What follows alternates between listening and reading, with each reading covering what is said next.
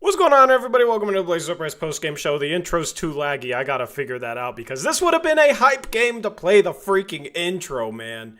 To play the freaking intro. As the Blazers complete a 22-point comeback to shock the OKC Thunder, the Blazers' biggest comeback since 2022, and they break a 16-game losing streak versus the Thunder. What's going on, everybody? Welcome into the Blazers Uprise Postgame Show presented by Sleeper.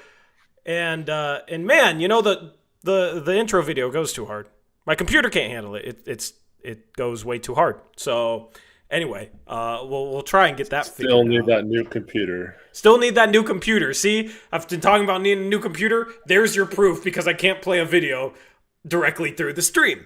So maybe I got to put it on YouTube and then capture it that way. That might be the workaround. But anyway. What a game you just saw from your Portland Trail Blazers, man. What a game. The Blazers look completely asleep the first quarter. If this team could play a good first quarter, they might be undefeated right now. If they just showed up at all in the first quarter. Awful, disgusting first quarter. Worst quarter probably of the season. The Blazers end up down 22 points to the OKC Thunder. And mind you, OKC missing Jalen Williams and Chet Holmgren and Alex Caruso tonight. And Lou Dort. OKC was short a ton of players. And the Blazers were only 3.5-point underdogs coming into this game. And they didn't show up until the second half. They had some good moments in the second quarter. Duop Reath comes in the game and sparks this Blazer team. And they, after a slow shooting start, get super hot from three. They shoot 44% from three and get a win. They shoot better from three than two. This was a game that was very, very strange, man. The Blazers play some strange games. This was one of them with this comeback, with the Blazers being 5 for 27 from 2 in the first half. And then I think the most normal thing about this game was how bad NBA refs are. Outside of that, just some chaos in this game. Drew Holiday gets hot from three, sparks a Blazer comeback. Denny Avdia at one point looked like he might get a triple-double without scoring a field goal. And the Blazers take care of business down the stretch behind back-to-back clutch cuts from Shaedon Sharpe and Tamani Kamara to beat the OKC defense. And what a win. Going into this quick little two-game homestand, I expected the Portland Trail Blazers to be 5-3 out of it. But I didn't expect it to happen this way where they lose to the G League Lakers and then beat the Thunder, even with the Thunder being shorthanded. But they are 5-3 on the year as they head out onto a long road trip. 8 of the next 10 games for the Blazers are on the road. Eric, what's going on, man? How are you doing? I'm good. This is why I was so frustrated after Monday's game, is because this team should not be losing games like that. And it's just even we'll listen to Thiago later, but even he was saying like, yeah, it's a good win, but I'm still mad we lost the game Monday and stuff. So, it's frustrating because they come out completely flat once again. That's pretty much every game this year. The starting lineup has come out flat. It's very frustrating for me, and I'm glad they're able to turn it around. Oklahoma City looked absolutely dead in the second half. They fought pretty valiantly. Almost won. Took a 40-point fourth quarter from us to win by 2 points against the team missing, several players and playing on a back-to-back. It's. But I'm glad we're here talking about a win versus a loss because this, in my opinion, this would have been a very, very tough pill to swallow if we lost both of these games. Considering both teams came in tired and missing players.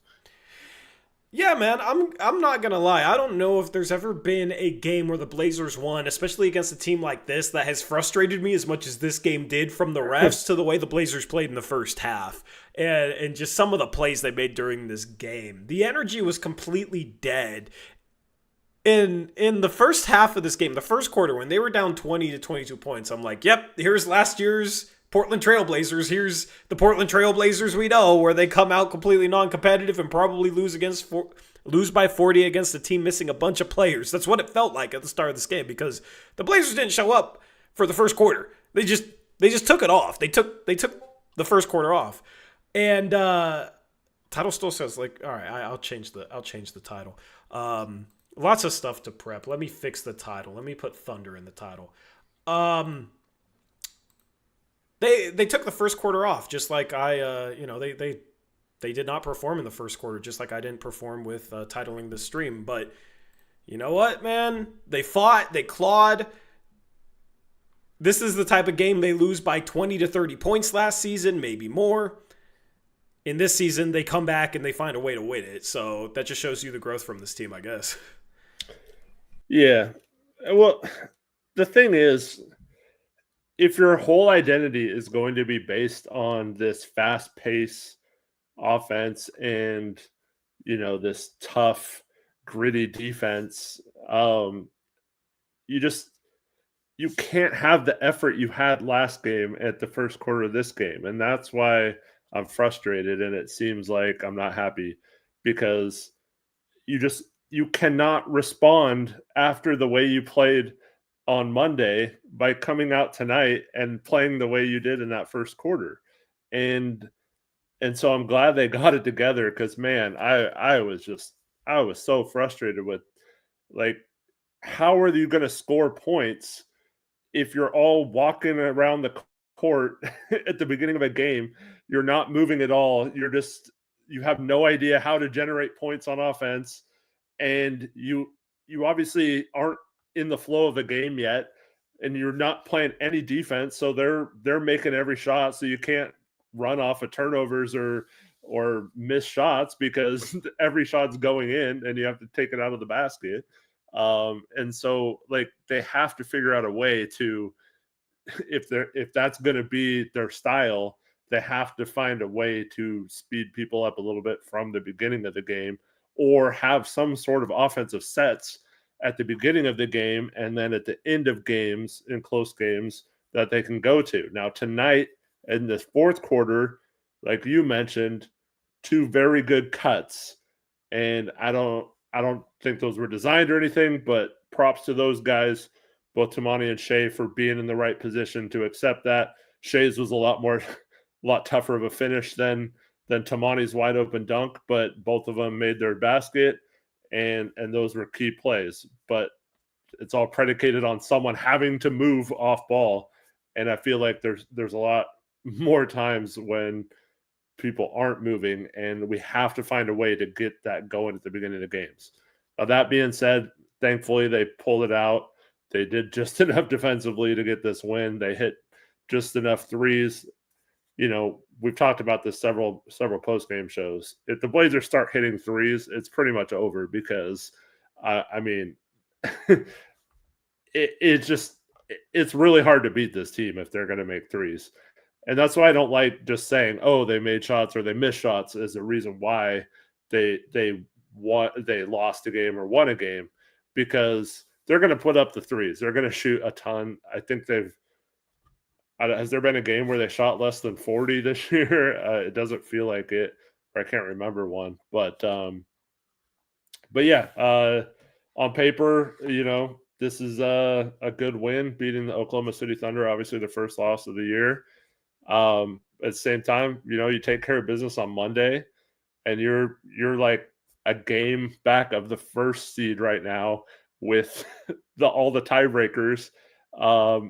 And so that's where this team could possibly be. I feel like they're good enough right now, or have played a schedule that's broken their favor a little bit more than we thought it was going to at the beginning of the season. And so that's where I'm at. I'm happy we won. I'm happy we're 5-3, but I'm just looking at this like, man, we could be a game back of the Thunder right now with the tiebreaker over them currently. Yeah, see, like there was a part of me that right after this game, right after we won, it's like, dang, we should probably be 6-2. We should probably be 6-2. But we could have lost the Nuggets game, and we easily could have folded in this game, right? At the end of the day, that Lakers loss, you have to put it behind you and you have to perform. And it looked like the same team the first quarter, and that's what was really frustrating for me. I am very happy with the way that they bounced back from what was a terrible game a couple games ago, where the Blazers were 9.5-point favorites and lost by 14 to a G League Lakers team, letting Nick Smith Jr. absolutely cook you, to bouncing back from a 22-point deficit tonight against a team you haven't been able to beat in your last 16 tries, even when they were shorthanded.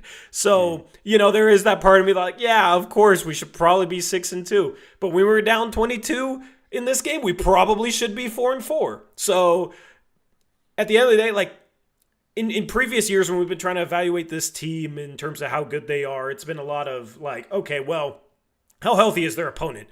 And how do the Blazers stack up compared to an opponent missing two of their three best players, like OKC was tonight? This year, with the Blazers having the standards of making a play-in or making a playoffs, it's more so just about finding wins where you weren't expecting them.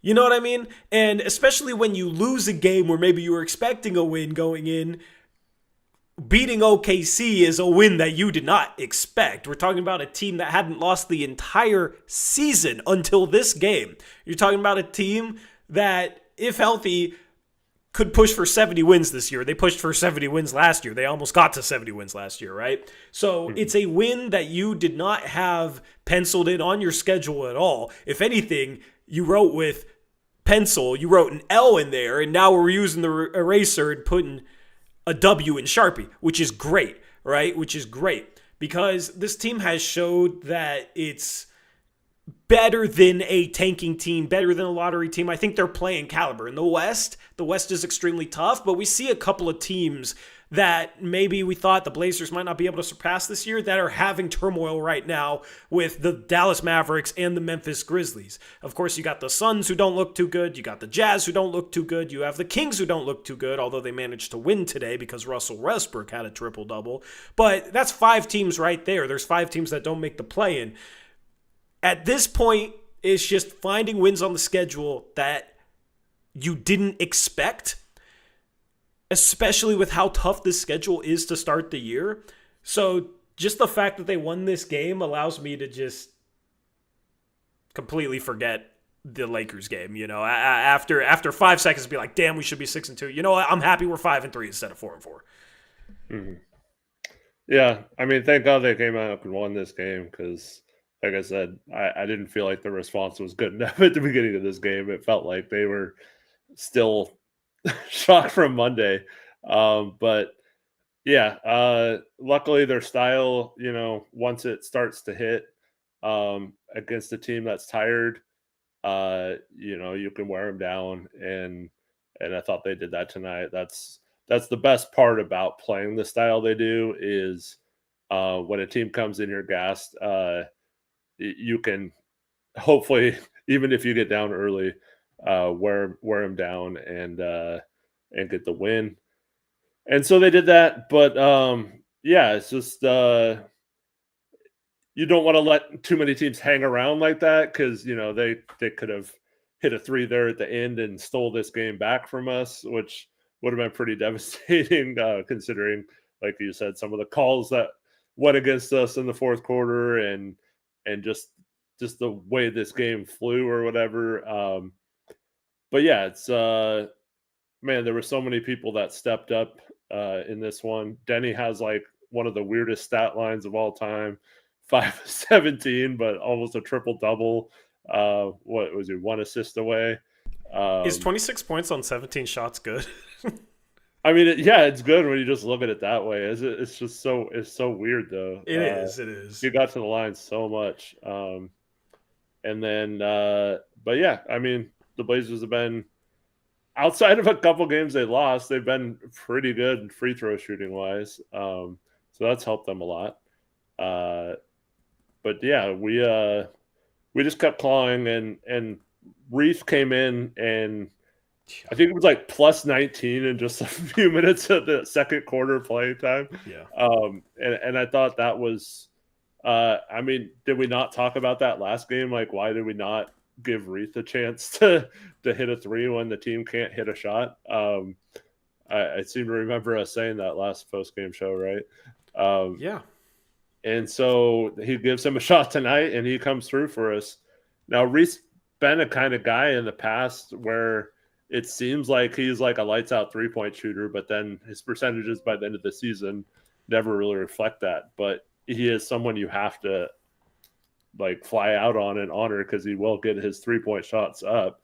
And the Blazers don't have a lot of those type of guys where it's like, oh, you can't leave this guy open, or he might have a 3 or 4 threes in a row and beat you. And so I thought he really turned the game around in that second quarter, helped with that comeback.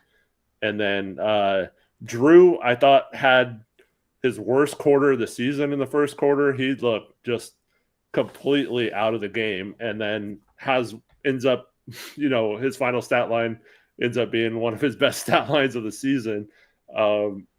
He hit numerous key 3-point shots in this game. So, and then of course Denny starts 0 for 10 from the field, or did it get worse than that? I think he had his 11th shot, right? No, he's 0 for 11. So he finished 0 for his 11, 5 for so he 6. hit his 12 shot. Yeah. So, at one point he's 0 for 11, and then all of a sudden starts making shots too, in addition to the free throws. I'm trying to. Tamani hit a big 3, had that nice cut towards the end. Shaden, he didn't play much in the fourth quarter, but he hit a 3, got to the free throw line, came back in, had that tough finish in traffic. Yeah. So yeah, just lots of different contributions in this one. I'm happy they all made shots, scored 40 points in that fourth quarter, and we needed every one of those points. Yeah, there's a comment in chat I want to read off that was left here a little bit ago that says, this game can be celebrated, but let's be honest, if their injured players were available, we lose this game 9 times out of 10. So does the rest of the entire league. So does the rest of the entire league. I will take any win against the OKC Thunder right now, no matter who they have on the floor. They could be starting Brooks Barnhizer, and I'm expecting Brooks Barnhizer to have 20 points somehow. They churn all these great role players out of nowhere. I mean, look at who Aaron Wiggins has become. He's a Blazers killer. He killed us last year when they were missing a bunch of guys, and for whatever reason in this game, we just did not want to guard him from 3, even though he made a million of them. So we left Isaiah Joe wide open from 3. Like, the Blazers did a really bad job for the majority of this game guarding good 3-point shooters. And listen, they have a lot of 3-point shooters, but especially Isaiah Joe and Aaron Wiggins, like, those are 2 guys I'm most worried about shooting the 3 ball against us. The Blazers really struggled defending the 3-point line. They survived that because they made 3s of their own. They got super hot. They made 19 threes. I'll try and pull up the team stats here. Hopefully it's updated and hopefully it's working. There we go. Yeah. Look at that 3-point shooting. 19 for 43, 44% from 3. Thunder, 39% from 3. But the defense got much, much better. It felt like they were overextending, pressuring early on in this game. I believe at the end of the first quarter, I think they only forced 2 or 3 turnovers, and the Thunder were up big. And I was sitting there like, yep, that's exactly what I'm talking about when I say this team is too dependent upon forcing turnovers, right? They weren't going to come into this game and force the Thunder into 25 turnovers or anything like that. And what happened? They forced a few backcourt turnovers, but they got hot from 3. And it seemed like in the second half, they weren't as aggressive trying to force all these backcourt turnovers, which is funny because they also forced more, but they were being more solid in terms of not overextending, trying to chase steals, trying to force turnovers, because that's what left Aaron Wiggins wide open a lot of times in the first half. And the Thunder are a great passing team and a really, really, really well-coached team. So they're going to be prepared for the stuff that the Blazers do, especially because they do a lot of that stuff themselves. They don't pick up as high, but they're a really scrappy defense as well. Kind of have a similar defensive identity where they will get into you. They will be physical. And Portland, I don't know if Thiago made an adjustment there or if they were just more solid there, but it just felt like they were a little bit less reckless with how much they were pressuring. And they ended up forcing more turnovers while being more solid, falling back into their half-court defense. So I was really impressed with how the defense kind of figured things out in this game, because I'm on the record as saying when they're not forcing turnovers, their defense has not been impressive this season. I even tweeted that out. I think there was stretches down the course of this game where I thought they were really, really solid defensively in the half court. more so than I've seen in previous games, even games that we've won because we forced a bunch of turnovers, right? So there's two ways to evaluate this defense. It's, their turnover forcing ability, which is top notch, but then when they're not forcing turnovers, can they not give up points because of it, because of how aggressive they are? And I thought they found a great balance there in the second half. Yeah, that's another thing we had talked about in previous streams is when you're pressuring full court, are you over pressuring? Are you taking too many chances? Are you getting on? Are you playing the passing lanes too much so that if the pass gets by you, there's no way to recover and they have a 3-on-2 or an open guy in the corner for a 3 or get an open lay-in? And I felt like in the first quarter of this game, that was absolutely killing us.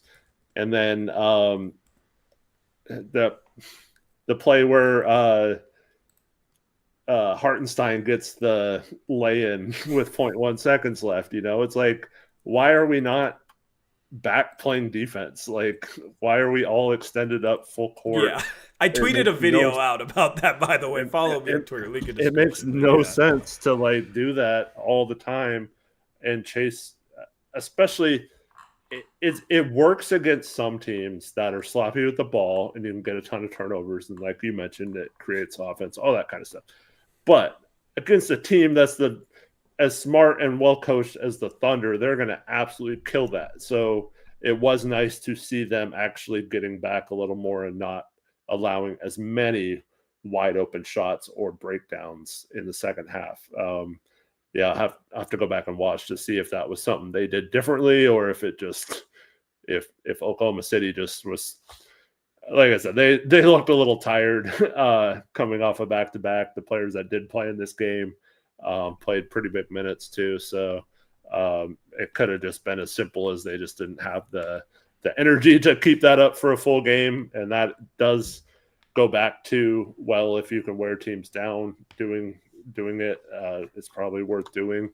But yeah, we did go zone a lot in this game. We hadn't run a lot of zone this season. It was like a 3-2. Yeah, I thought that was pretty good as well. Yeah. It's side note, it's funny. So like Connor and Smog and Nathan, I don't know if they're in chat right now, but they always go on the other team's thing and post the Mafia pictures or whatever. Yeah. And I saw Thunder fans retaliate or responding by saying like, "Oh, if we play in the playoffs, we're gonna sweep you or whatever." And then Trevin mentioned that is that an insult? We'd be in the playoffs, right? So yeah, we'll take it. We'll take it. We'll take a look at the Thunder in the playoffs. Thank you. That means we got to the playoffs, right? Yeah. We understand we're not as good as OKC. That's funny. Connor's in chat. He says we like to have fun. Absolutely, man. Absolutely. But they did give up a lot of open threes tonight. I like the zone. The 3-2 is a little different. I like that as a wrinkle. My theory on running zones is even if you run a zone correctly in the NBA and you execute as well as you possibly can, if a team is prepared for it and ready for it, it's probably not going to work with how good teams shoot. So you shouldn't run it a whole lot. But the 3-2 zone, we haven't really seen that all season from the Portland Trail Blazers, and the Thunder, like the Blazers had some good defensive possessions against the Thunder playing that 3-2 zone. I don't know how many possessions they played or the stats or anything like that, but there was a few possessions where it was like, yeah, the Thunder aren't really prepared for the zone because it's a 3-2. You're not just running a base 2-3, which is the most basic form of zone. I like the idea of just having a few different zones you can throw at a team that's just wacky zones, 1-2-2, 1-3-1, whatever, that you just throw at a team every once in a while. So, opponents aren't going to prepare for it. And that's how you just throw a curveball, right? You throw a curveball at them. The Blazers did that with that zone. It worked out well. But it wasn't really the 3-point defense. It was the defense inside the arc, right? And the fact that they were able to get as many free throws as the Thunder. The thing is, man, the the Thunder just shameless with the way they foul bait and the way they draw fouls. Like, there were so many calls in this game. I don't want to turn this into a complaint about the refs stream because I complained about the refs a ton on Twitter tonight, but this league is very frustrating with how inconsistently stuff is called and how SGA can fully throw his off arm into you and it's not a push off, yet if you're sliding with him and he leans into you and then flails away, it's automatically a defensive foul. Like the even the last foul call, like Tamani didn't even step towards him. He jumped forward and made contact with Tamani. I thought that was a bogus call too, but you know. I disagree on that one. Tamani slides into him when he's in the air. I see, for me it's like if Tamani, and this is probably a rule thing, okay? So like sure, by the rule book, it's probably a correct call.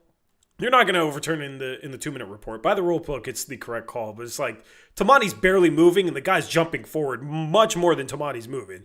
The guy's jumping forward into him. So even that call I wasn't a big fan of. There was multiple jumpers where, you know, players are kicking their leg out and contacting the defender. AJ Mitchell had one of those plays where he obviously learned from SGA because that's something SGA does. And you could tell on a lot of SGA's pull-up jumpers, defenders weren't closing out all the way or contesting them fully because they're worried about that leg kick and the ref's always calling it. So I think it's just super, super inconsistent with the way this league is refereed. And I think this game was a perfect showcase of it because I thought there was a ton of bogus calls, and listen, one or two that I think are bogus, you might think are legit, or maybe they're called right by the rule book, but I just think the inconsistency with the contact that offensive players are allowed to dish out on defensive players, and then defensive players get called for it, I think is just kind of ridiculous in the regular season. It's much better in the playoffs, but it's very frustrating in the regular season. So I don't think the Blazers got a friendly whistle tonight.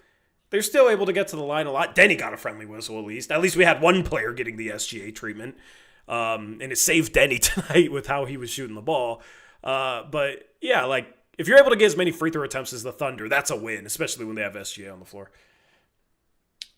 Yeah, I thought that SGA push off, like on kind of the top of the screen. I forgot what point of the fourth quarter that was, but that should have been a call. And then that Jeremy blocking foul didn't make any sense to me either on AJ.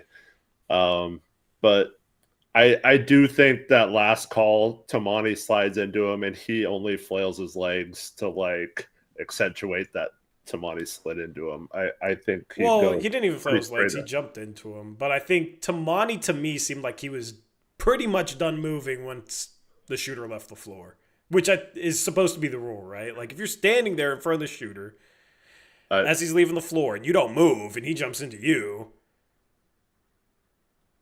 I see it completely different. I don't know. I see Isaiah Joe going mostly straight up and Tamani slides into him after he's in the air from like the back view. I don't know. The back view is kind of hard to tell if he came forward or not. But honestly, if Joe goes straight up and comes down, that might have been a flagrant foul.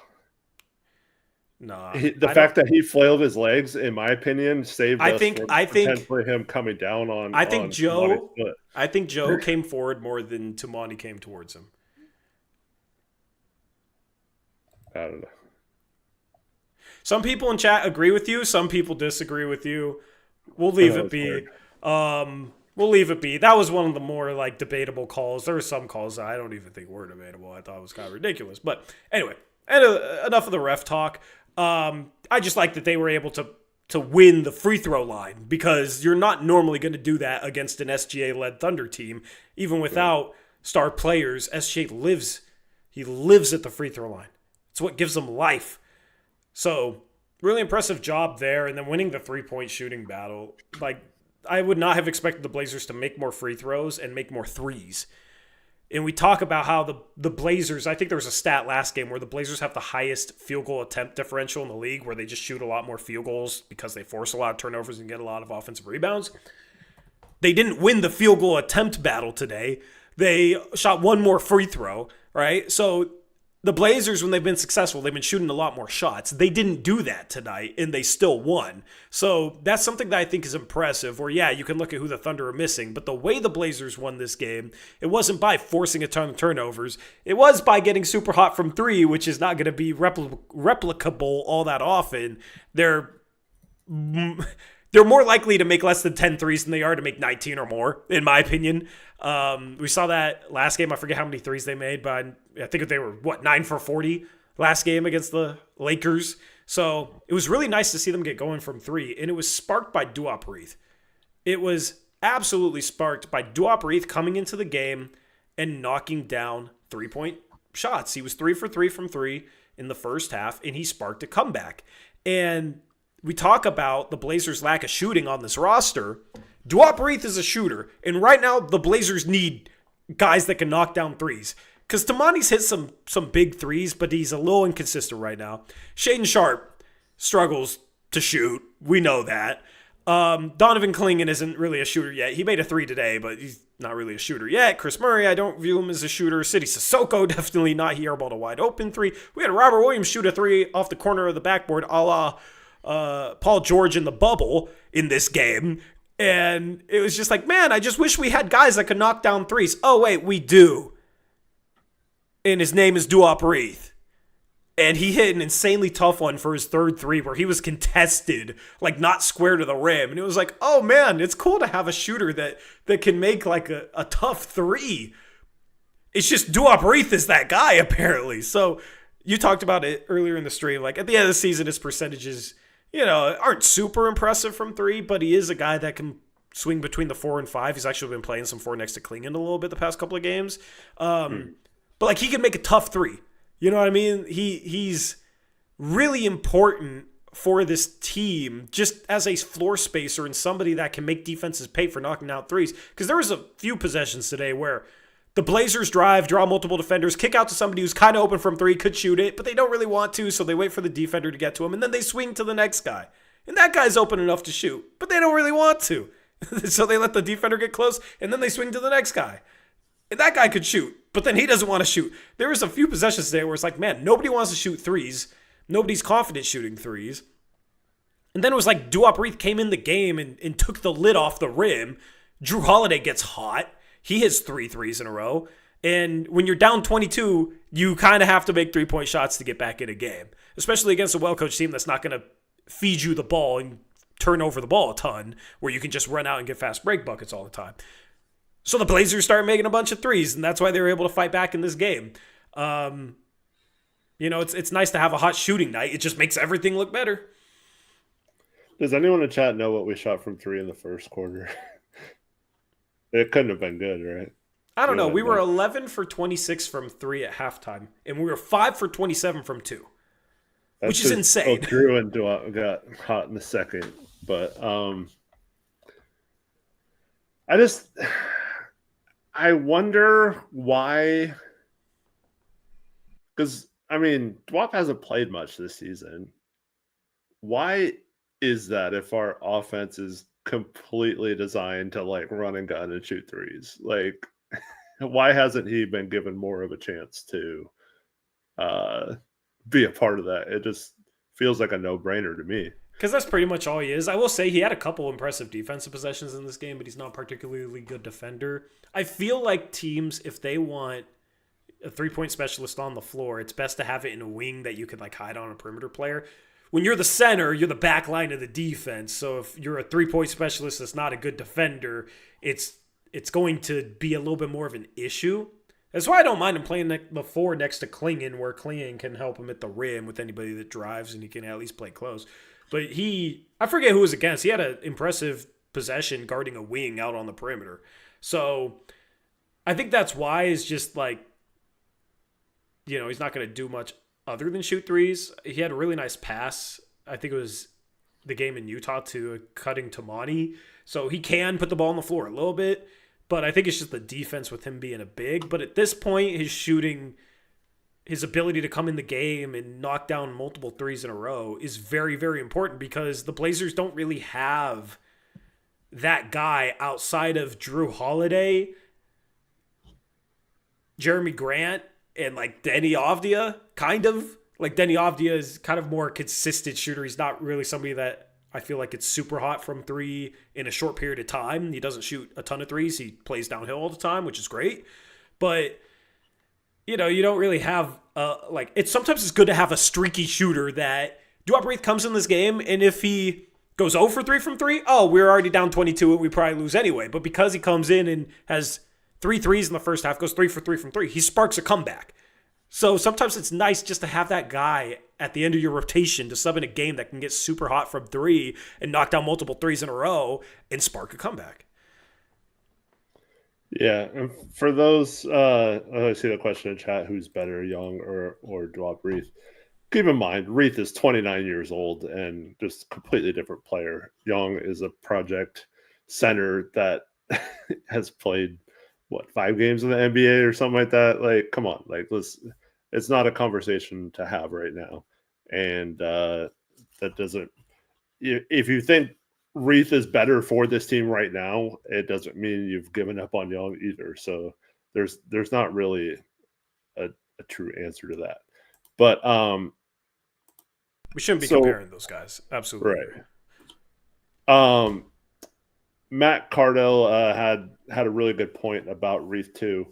If he is at center and you're having trouble getting into the paint, that is one way to where you could bring the opposing big out on the perimeter and have to guard because they're not guarding Klingon. There's no reason to guard him out there. Like if he hits a 3, he hits it, right? But Reith, you do have to account for on those pick and pops. And so I do think at times, especially early in this game when Denny's can't hit a shot and Sharp's struggling to get into the paint and, especially when Scoot comes back and if he is trying to drive into clogged paints or whatever, I would like to see Reith a couple times, like with some of these lineups earlier to where he can maybe free up at least one defender from coming or staying in the paint, and I think that would be beneficial. I will say the tough thing is if you have somebody on the floor who like Hartenstein could guard instead, that's not as much of a shooter as Duop Reith because Chris Murray's played well this year, but with his lack of 3-point shooting ability, if Chris Murray and Duop Reith is in the game at the same time, I'm probably putting Hartenstein on Chris Murray and just telling him to help in the paint. And, you don't want to leave Chris Murray completely wide open, I don't think, but they probably can. Probably can, yeah. So, you put an Aaron Wiggins on Duop and you put Hartenstein on a Chris Murray. That's kind of the problem when you have other guys that aren't shooters, that aren't isolation players either, is you can put the center on that guy so that he can play in the paint where he's strong. So, it depends on the lineup, I think, in terms of trying to draw that big out of the paint. Because if you have Grant and Denny and Tamati in the game with Duop, then who's Hartenstein going to guard? He doesn't really match up well with all those guys. And he can defend the perimeter, but I'd rather have the rim protector, as you said, away from the rim. Especially, you look at that first half, they were 5 for 27 inside the arc. That is, what? 18%? It's under 20. It's under 20%. 5 for 27 is horrible. That's insane.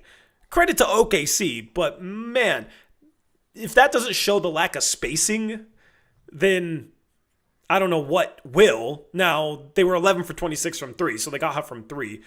Chat said they were 3 for 12 from behind the 3-point arc in the first quarter, so they were 8 for 14 in the second quarter. That's what got them back in the game. It's just, the problem is when they're not making threes with the way defenders can pack the paint, it would just be good to have another shooter on this roster, or like a lights out 3-point shooter that can also defend and pass a little bit. And I'm describing a certain rookie. I'm not going to say his name. I've said his name too much, but that type of player, Eric. Yeah. Yeah. You made me lose my train.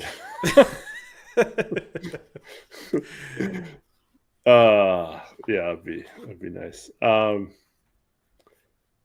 really want Klingon more in the dunker spot. Like I just Yeah. Drew had that nice pass to him for a dunk early in this game. Yeah. I feel like he's being wasted, like hanging out around the perimeter. And if he's in the dunker spot, he's around the basket for more rebounds as well, which hasn't been as big of a factor the last couple games as it was earlier in the season. His offensive rebounding too. We're just playing him like a floor spacer. We're not playing him as like a pick and roll big who hangs out the dunker spot for dump off passes. Yep. And that's the problem is if Klingen's floating behind the 3-point arc, he's not a good enough shooter to bring the big away from the rim. So the big's just staying at the rim. And instead of having Klingen as a dump off pass for maybe a dunk or a layup or a little float shot with Klingen playing around the rim, instead it's a kick out to Klingen for 3, or it's a kick out to Klingen to swing the ball. So you're not punishing the big for helping on to drives with Klingen right now just because he's not making threes. If he's shooting 35% from 3, then all right, the big helps. Okay, you kick to Klingen, and he's shooting a good enough percentages. He's making the big man pay. Hopefully Klingen can get there. He started the season, his shot looked good, and then before making a 3 in this game, he was 0 for his last 9, I believe the broadcast said. You know, he's down in the 20s in terms of percentage. That's not good enough to make that big man pay. You're not making that shot enough to make defenses pay for, you know, just having the big hang around the rim and clog up the paint with drives. So I agree with you. I would like Klingen to play a little closer to the rim more often because I think it will punish defenses better when they have the big man rotate over onto these drives. Yeah.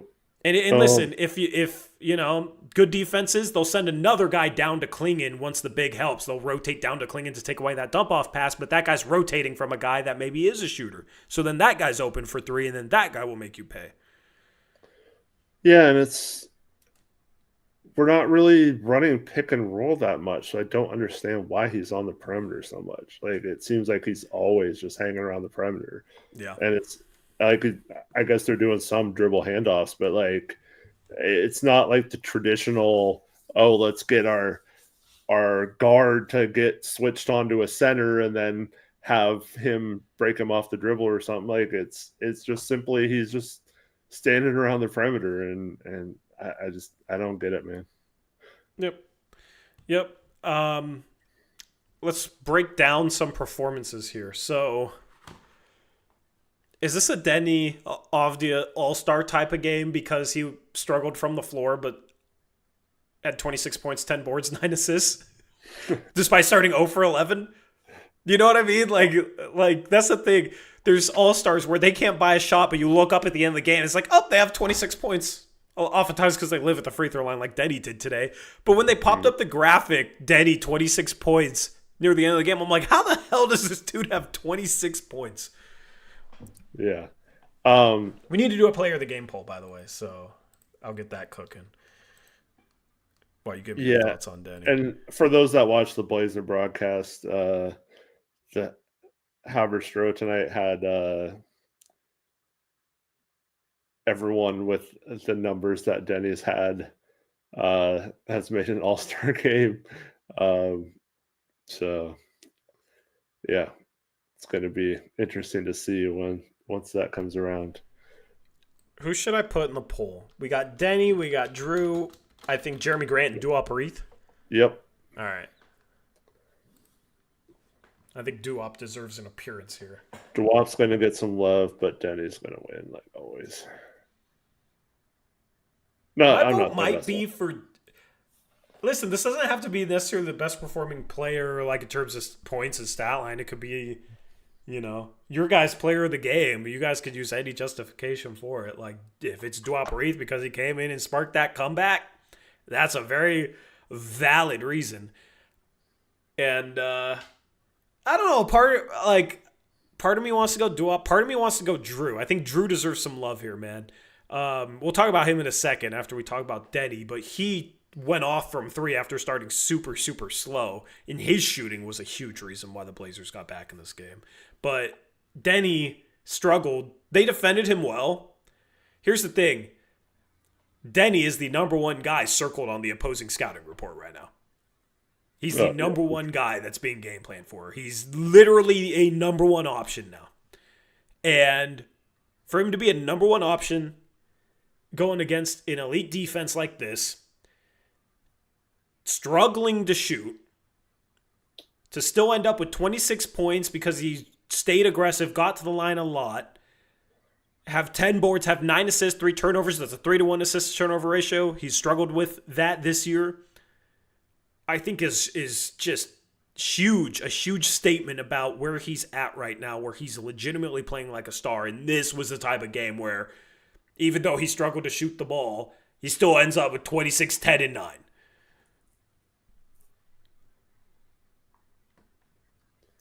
Yep. It was a great overall game. I mean, how can you say that about a guy who misses his first 11 shots, right? Yeah. But he just continues to get it done. Most of the shots weren't bad shots. There's a couple where he tried to drive. There's one, I think he got blocked on like a little 7-foot runner that he shot. And that was a shot that we don't normally see from him. It was just like he's trying to find a way to get something to go. But for the most part, he it's not chucking a bunch of tough threes. He's taking open ones. And yeah, like when somebody starts 0 for 11 shooting the ball and they're not taking bad shots, especially when they've been great and super efficient all season long, it's hard for me to have too much of an issue with it, right? I have more of an issue when guys are 0 for 11 because they're taking insanely difficult shots, tough shots, contested shots, and they're forcing the issue even though they don't have it going. But like Denny remained aggressive without taking bad shots. He missed a couple layups. I think he had that possession where he missed a layup, got the rebound, and then missed another layup. So we haven't seen that much from him this year. He just didn't have it going. He still found a way to be impactful. So I love this Denny game, actually, just because he didn't get stuff to go, but still managed to be very, very impactful. Was that the play where Wiggins or Joe or someone missed the lane on the other end and we got it back anyway? Yeah, that was a funny sequence. Yeah. That was a funny sequence. No, to hit a lane for a second. Yeah. Who's your player of the game, Eric? I think we've got to give it to Denny overall, but I don't have an issue with voting for Drew or Reese either. My vote is Joe Uprise because he's the reason we came back. He's the reason we came back in this game. So that'd be my vote. But the best player tonight is Denny. Chat polls reflecting that. Denny's just, at the end of the year, Denny's going to have like 55 to 60 player of the game wins. We're trying to tally them up from the first 8 games of the season. I feel like the only way he's not is if he doesn't get put on the player of the game. Well, no. Other people have won. Other people have won this year. I think, we're doing these polls and every single night he has 26 points or something like that. Every single night he's the top scorer. So, yeah, I know there's definitely some Denny love, of course. But,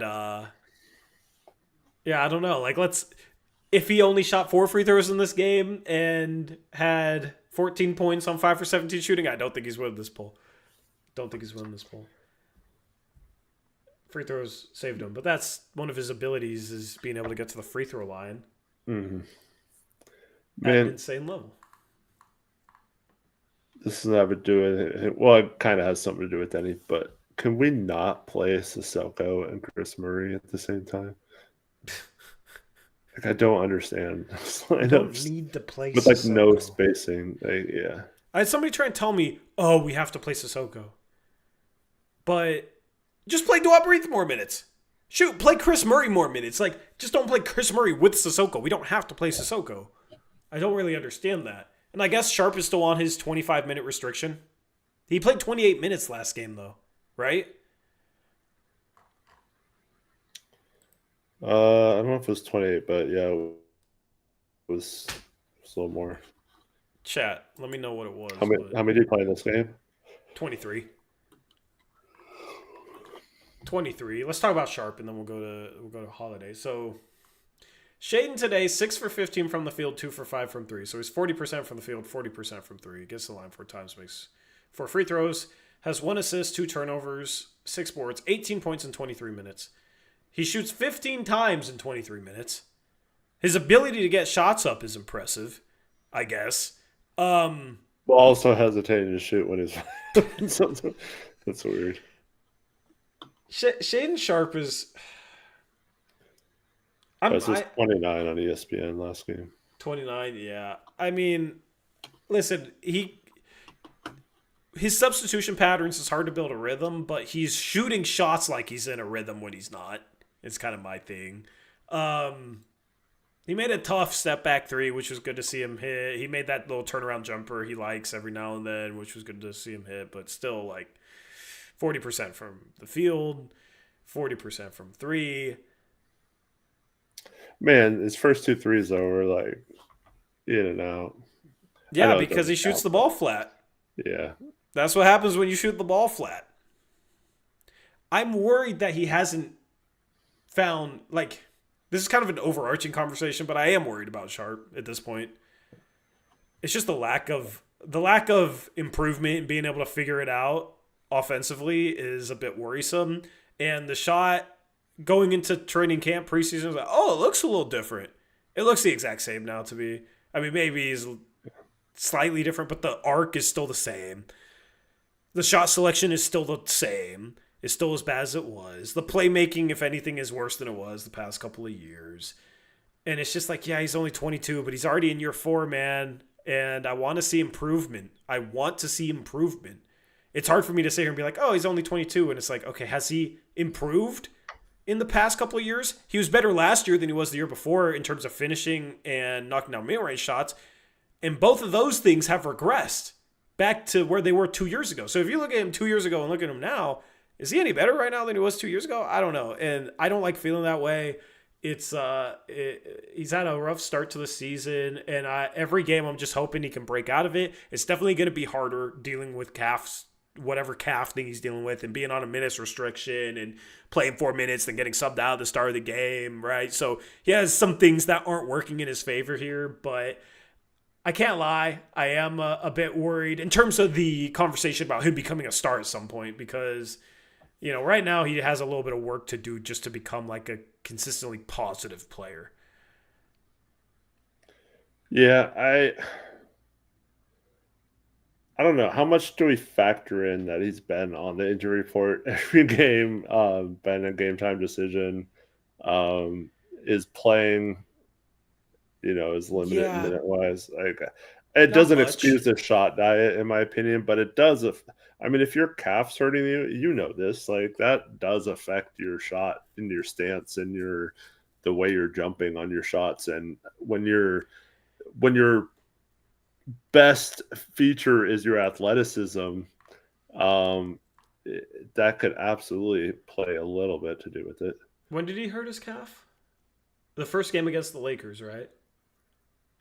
I think so. Or So that's when it first started. started, They yeah. started talking about it. I don't know. And that's when his minutes started to decline. The 3 games before that to start the season, 5 for 20, 5 for 15, 7 for 24. Like, Mhm. so in 3 for 9 from 3, 1 for 6 from 3, 1 for 9 from 3. So for that reason, it's like, yeah, that would affect you for sure. But he kind of started the season struggling anyways. And a lot of it's just the decision making in reads right now. It's a lot of decision making and read stuff at the moment. Yeah. I see a comment in chat. OKC fans are saying the refs are on the Blazers side tonight. Yeah, they're not used to having some of the stuff that they get called for them get called for the other team every now and then. But yeah, I don't like the decision making, man. The decision making is in the lack of playmaking. He's averaging less than 2 assists per game, and he's averaging like 3 turnovers. So I know you never put stock in this, but I mean, there has to be a reason why every single player was just gushing about the way Sharp was playing. And even Tiago, a couple games ago, said that Sharp was doing all the right things in practice or making all the right shots in practice and stuff. Like, you know who it reminds me of? no, Sir Little. No, not Nasir Little. Not Nasir Little. And this guy isn't like a great comp for Sharp, but it reminds me a little bit of the preseason hype Martell Webster always used to get. Athletic, could kind of shoot, kind of put the ball on the floor, like. And I'm not. They're not. Sharp's better than I think Martell Webster ever was, or he's more naturally talented. But every preseason it was a lot of hype about Martell Webster. Now Mike Barrett was always leading the charge, but I don't know. Like some guys play well in training camp. That wasn't necessarily people like on the team, like players talking about how good Martell is going to be this year. That was more. But how many player interviews did we get in training camp back in those days? It feels like it was less, but I wouldn't know. I have a question for you, though, Tori. Yeah, go ahead. Who was the talk of training camp last year? Who was that? I don't remember because I don't. It does training camp. Who was saying our best player? Like we were saying this before anyone else. Like who was going to be our best player last year based on how he's playing in track? Oh, Denny. Right. But like I said that going into training camp, so I believed it going into training camp. Yeah, but what happened the first? Yeah, he started super slow and then he picked it up. But so hopefully that's the case with Sharp. Like he's got this little injury he's dealing with. Yeah. Then it was like the transition though. For me, I think that's why he struggled. It was new team, new situation. Yeah, maybe, but I mean, it's still a case of this guy was in training camp, and you could have made the same argument. Why was he playing well in training camp, or why were they saying he was playing well in training camp if he wasn't? Yeah. Or if he was having a tough time transitioning or whatever. Yeah. LO Martell's a horrible comp. Yeah, I mean, I don't know. I think there's a couple similarities in terms of like athletes that theoretically could shoot but never consistently shot the ball well. Outside of that, though, yeah, I don't think they're great comps. I was just bringing up Martell because he was always somebody that, for one reason or another, we know the reason. Mike Barrett loved to hype him up, but he had a lot of hype coming into the season, and then it wouldn't really pan out. Yeah, I mean, hopefully it is a slow start, man. Hopefully it is a slow start. It's just the 3-point shot consistently going down is like Denny's took a jump the year before and then struggled and then found that again. If Sharp shot 37% from 3 last year and then was struggling to start this year, I'd have more faith. It's just like the constant steady decline as a shooter is the thing that's worrying me right now. Here's the thing. Before I say what I'm going to say, I don't want Grant to start. I like him coming off the bench and being that scorer off the bench. I think it's a perfect role for him at this point of his career. So I don't want it to switch to Grant being the starter. But I found myself wondering if we're just going to take him out 4 minutes into a game, is it maybe better to just have him come off the bench at that time instead of playing 4 minutes with the starters, do absolutely nothing, and then get taken out and then come back and play 4 minutes later towards the end of the first quarter, early second quarter, and then to get taken out again? Like, what? Like, should we maybe just try bringing him off the bench? Like, it seems like a demotion, but like, I don't know. I know it's the injury thing and the minutes, but it does seem like that was the other thing that I was frustrated with in the first quarter of this game. We had multiple guys like walking up and down the court, like just not in the game at all. And it's always the same substitution pattern. I don't like predetermined substitution patterns. I understand it if he's on a minutes restriction, but I don't like this guy just hit a couple shots, but it's 9 minutes left in the second quarter, time to take him out. And it seems like it's like that with everyone on the team. Like it's just like a robotic scheduling of when they're going to come in and out, and occasionally it goes to a different player in a different situation, like Duop in the second quarter today. But in terms of like our main rotation guys, I still feel like it's too rigid, and he's not doing a good job of staggering them, so we have those weird lineups like I talked about with Sissoko and Murray at the same time as our forwards. If you bring Shea off the bench, who are you starting? That's what I'm saying. Like it's just more of a general thought. Like I know. Yeah. If he was to come off the bench, maybe this is recency bias, but like I wouldn't hate do Uprise just for that shooting. You Oh know, yeah. like I don't want to start Grant. He's playing so good off the bench, right? And I think when you have Drew and Denny in the game, Tamani Klingen, it's good to just have like a shooter out there. And we just don't have many of those. So like Duaparit sounds crazy, but he has played a little four, and he's the type of guy like you play him 4 minutes and then sub him out, or play him 3 minutes and then sub him out for Shea or whatever, and then you play Shea like 6, 7 minutes, let him build a rhythm, right? Maybe just switch things up for him, see if it takes the pressure off a little bit. I don't know, but I do think the layup he had in transition was like, yeah, he's not 100% because since when does he finger roll a wide open fast break? You know? Since when does he finger roll it? He was the type of guy that like wanted Drew Holiday to throw the ball off the backboard. I mean, that could be just his calf not. Like, I don't want him doing some crazy 360 windmill right now. Like, if his calf is bothering him. Well, that's what I'm saying. Is that's it? I think that's indicative of of that because he could have thrown something crazy down or thrown something down. And normally, I feel like he would have at least dunked it. So I don't know. I don't know if that's indicative of not, but I feel like it is.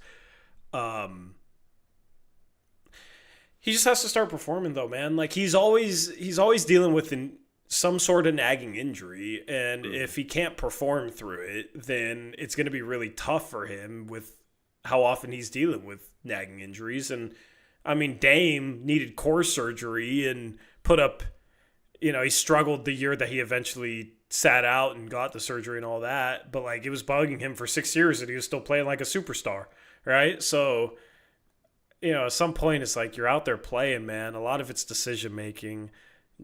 Need to start performing at a higher level. I think the defense this year is a step up. I'm happy with that. Don't get me wrong. So I think that's the one area you can look at and be like, yeah, he's much better than he was 2 years ago, which isn't saying much. He was really bad 2 years ago, but it's something. The shot making is just not where it needs to be from mid-range or from three, and then he's struggling to beat guys to the rim. Part of it's because defenders don't really have to respect his jumper all that much. I don't want to see him shoot like transition on the run threes. It feels like he doesn't make those. The early shot clock threes, I don't know if there's a stat that backs this up, but I feel like when he shoots a three in the first 8 seconds, 9 seconds of the shot clock, I feel like he doesn't make any of them. I feel like the threes he makes, well, he did have a transition three against Utah, so it's not any of them, but I feel like when he shoots the quick ones that are tough, contested, he doesn't make many of them. When he lets the offense come to him, the ball moves around, the defense is rotating, the ball gets kicked out to him, and he has a wide open three, he makes those. And part of it's being, I guess, wide open, but when he's running in transition and he's open, it feels like he doesn't make many of them. It feels like the earlier he shoots in the shot clock, the worse he shoots from three. I don't know if anybody else feels that way, but that's kind of what it feels like to me right now. I don't know if Trevin's in chat right now, but he shared something the other day that was, I'm pretty sure it was like off the dribble or contested. Sharp's been almost the same all 4 years. And catch and shoot was the one that wide open, uncontested catch and shoot's the one that's dropped. It's like completely opposite of what it seems like, but yeah. The 3-point percentage of the season gets worse and worse the later in the shot clock it goes. So what's he shooting the first 8 seconds versus the next 8 seconds versus the next 8 seconds? I don't know.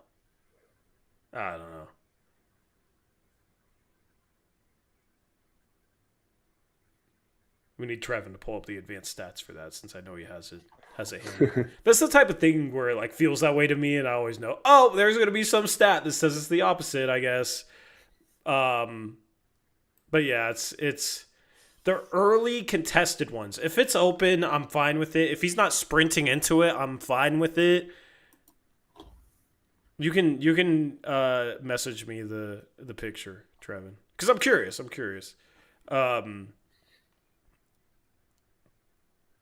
I don't know. Isn't it a bad sign if it's open catch and shoot? He's still shooting very poorly. Like, No, that's what I'm saying. Like it's weird to think that.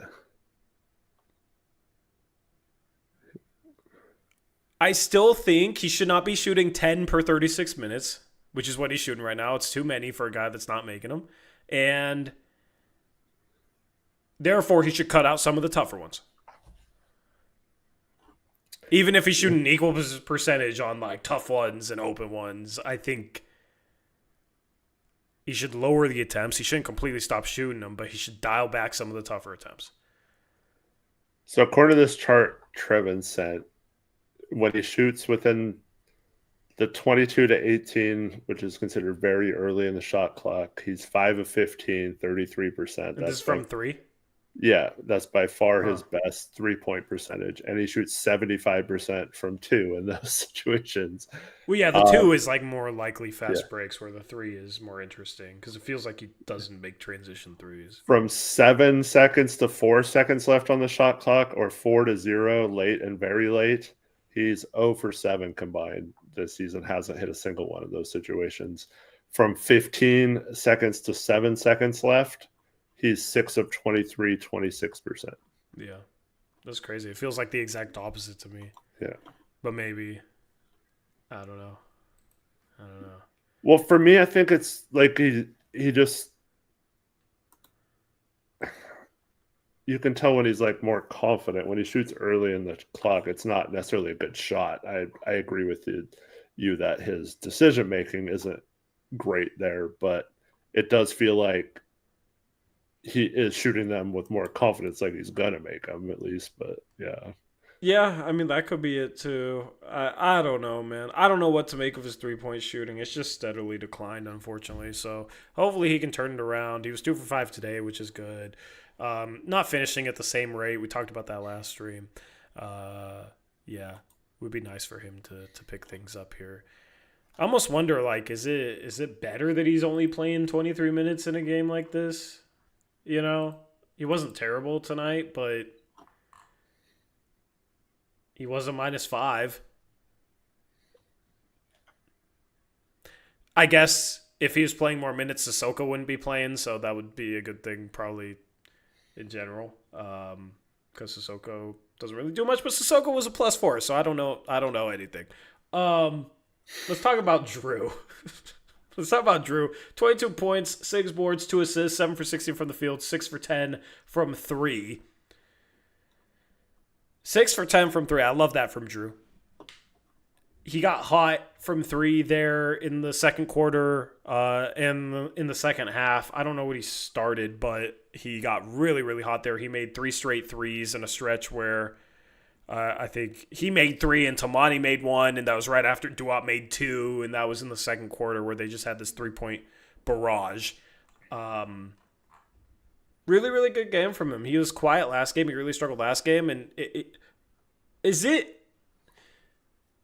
do you feel like the team goes how he goes more often than not?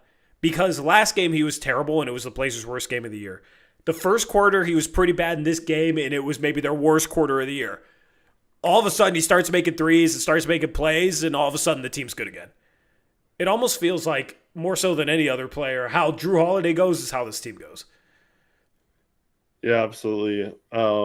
He's also, I don't know how sustainable this is, but he's hitting some ridiculously tough threes, and that's not necessarily his style or has been his career. Like, we talked about, some of the years he shot poorly in New Orleans, and then, a year in Milwaukee he shot well, and then not last year, but the year before that in Boston he shot well. But those aren't like the type of threes he shot in this game, where it's like shot clock winding down, you're taking a contested step back 3-point shot with a guy in your face. Like those are all going in right now, it seems, and that's crazy. But I completely agree with you, man. I felt like the Laker game and the first quarter of this game, I was like thinking about how slow Drew was playing. And I know he's like a methodical player, but it's like they're not getting any advantages. He's just like moving so slow. And then he started throwing a couple bad passes that led to buckets by OKC off live ball turnovers. And I was just like, man, he's just not moving very well or moving very fast. And then all of a sudden there he is making plays and like doing everything that he wasn't doing in the previous 5 quarters in the last 3 quarters. And I still feel like he's part of the problem in the first quarter. Like the whole group of them, all 5 of them need to figure out how to get going from the beginning. But man, it's such a good thing to have a guy with that experience that always knows when to kind of take it upon himself, or when he needs to set up teammates, or when he needs to make a tough 3. And he's been coming through this year. Yeah, he's 0 for 6 from 3 last game. His 3-point percentage, we gotta love early season sample sizes. His 3-point percentage dips to 32% coming into this game, and now it's back up to almost 37%. So here's the thing, like, if he's the type of guy that has a dud shooting the 3 once in a while, but more often than not he's having good 3-point shooting games, or he's 3 for 8, 3 for 7, 6 for 10, 2 for 4, right? That's a guy the defense has to respect, because more often than not he's making you pay from behind the 3-point arc. I do think that's where, if a player has a really bad shooting game once in a while and it hurts their percentages, but more often than not they're consistently producing from 3. Defenses have to worry about that, and defenses have to account for that and guard that. So, we talked about the Shane Sharp conversation from 3. Like, hopefully Shane Sharp can get to that point where if he's a 33% shooter, as long as it's like, okay, well, he shoots a lot of 3s, so once in a while he's 1 for 10 and it hurts his percentages, but more often than not he's shooting well enough to make defenses respect it, then that's good enough for me.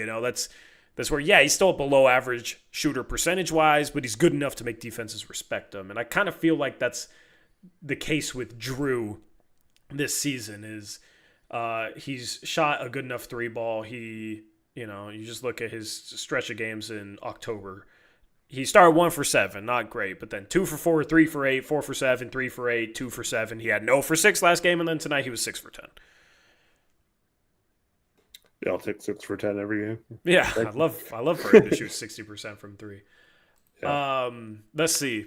Tamani, 16 points, 5 boards, 2 assists, 3 turnovers. Let me go back to the box score to see what he shot. 6 for 9, 3 for 5 from 3. It was nice to see him go 3 for 5 from 3. I'll take 60% from Tamani too, from 3. Yeah, that's cool too. Didn't feel like it, but yeah, he had a pretty good game. He's having quiet 16-point games. I'll take that, man. Yeah. He's struggled with his shot this year, so the past couple of games have been, well, he's 3 for 11 last game, but 2 for 5 the game before, 3 for 8 the game before, so hopefully he's finding his 3-point shot. Get into foul trouble a lot. First play of the game, he bites on a pump fake from SGA. Like, that's a scouting report, dude. Like, yeah. I feel like he's making a lot of silly mistakes on defense that he shouldn't be making. But he did take a couple charges tonight, so that was good to see him get back into those categories. And I didn't even realize he fouled out today. Yeah, because it was on that last play, huh? Yeah. It was the last play, but even if he doesn't foul out, it's still, you're still getting in foul trouble to where, and that's probably contributing a little bit to having to play some weird lineups at times as well. But he's played in at least 30 minutes every game this year, despite that, which is good at least. But yeah, I mean, SGA got his. It seems to be our game plan, but yeah, I thought it was solid from Kamara tonight. I think the Blazers got kind of lucky with SGA, man. Like 35 points, but he missed so many of those mid-range jumpers down the stretch that he normally hits. Well, when I say Thunder looked gassed in the second half, primarily SGA looked like he was running on fumes there because he was 10 for 26. Yeah.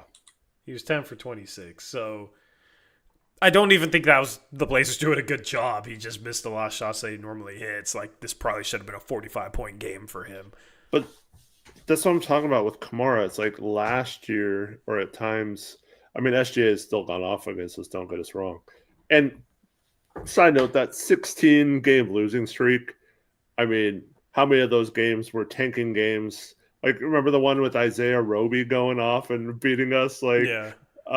Like games we wanted to lose, and like we Yeah. were so happy when we actually lost those games. But yeah, Don't bring me back to that, man.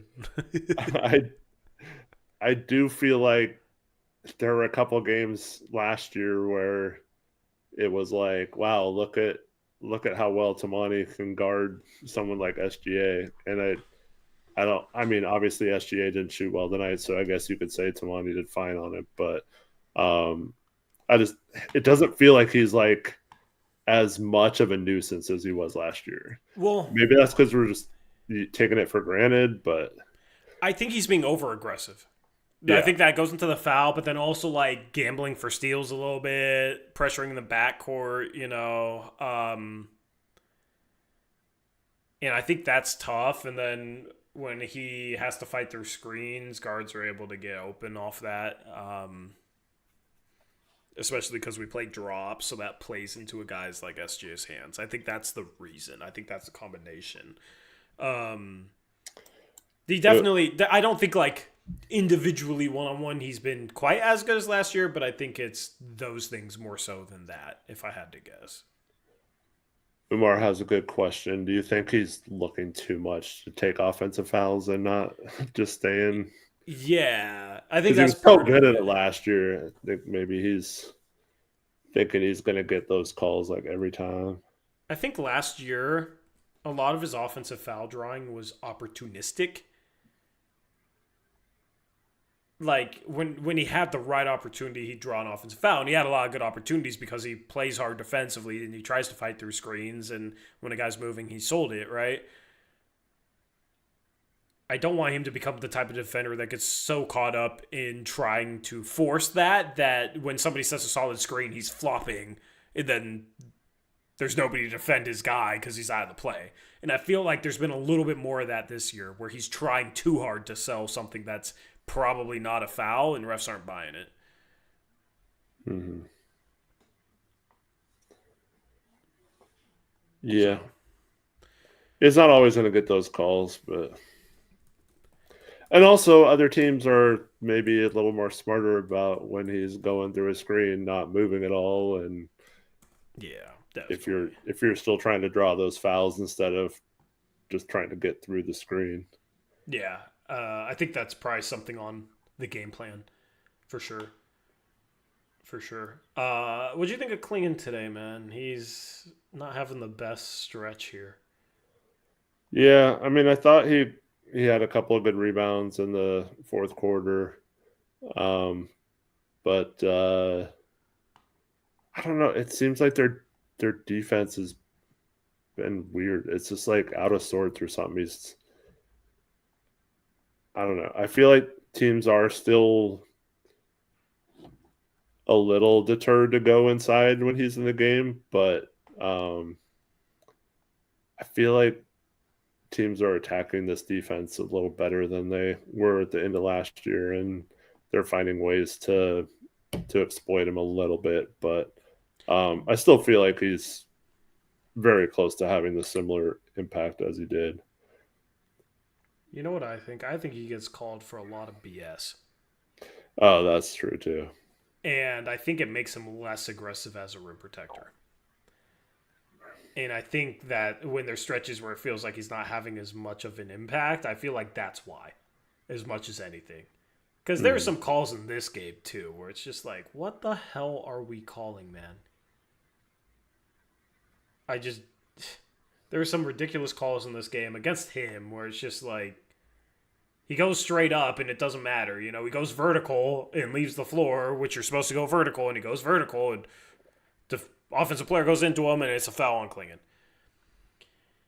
It's really hard as a rim protector when you feel like if there's any contact, even if the offensive player dishes it out, it's a foul on you. because then you just start avoiding contact, and it's really hard to protect the rim when you're avoiding contact. And I feel like that's part of the thing with Klingon right now is he's not getting the benefit of the whistle at all, and so it's harder for him to protect the rim, and he's not going for blocks that he would have blocked last year. He's not contesting shots if he's worrying about fouling at the, he's not contesting shots as well. So that's my theory. Yeah. He is dropping his arms down a little bit.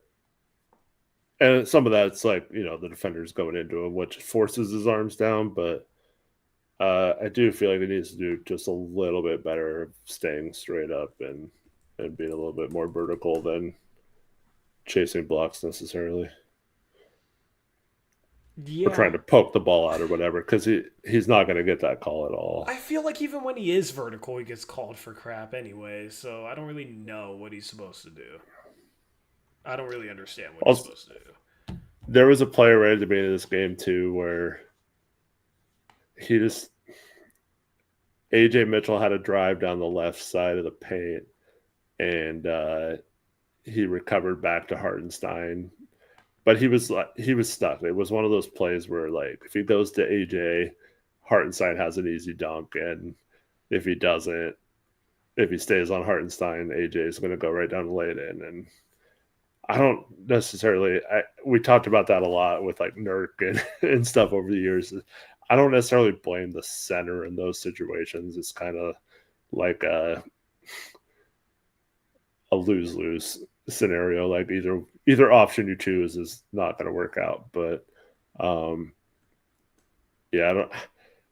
I do think the over pressuring, over aggressiveness of our full court defense does put a lot of strain on him to protect everything on that backside, and he can't guard 4 people or get out to a 3-point shooter if he's in the paint. It's really tough for him right now. I do think in the second half it was a little better defensive wise. Yeah. Grant continues to play great off the bench. He also filled up the stat sheet today, Eric. He filled up the stat sheet today. 5 boards and 5 assists to go with his 20 points. 6 for 14 from the field, 2 for 6 from 3, 6 for 6 from the line. He's the 6th man of the year so far this season. Although maybe AJ Mitchell is, I don't know. AJ Mitchell's been great off the bench. We saw probably the 2 front runners right now for 6th man of the year, although AJ Mitchell started in this game. Love the way he's playing, man. I didn't expect him to be this good coming off the bench after last season. Really not much more to say. I like that he had 5 assists today. I like that he had 5 boards. Yep. I thought it was a pretty solid game from him. I mean, he did have a couple of crazy drives. Had no chance of going in, but overall, another decent game from him. Yeah, see, I'd rather... He's like fading away on a couple of finishes. I like when he just puts his head down. There's a couple plays where he just ends up around the rim with like 3 defenders draped all over him, and he just kind of like wiggles his way through the defense and finds a way to get a shot up and finish. I like how strong he's driving most of the time, and I think the results are really good when he drives strong. When he has those kind of like run-in little fadeaway 5-foot shots that he tries to bank, it's not as good. But yeah, I'm very pleased with his shot diet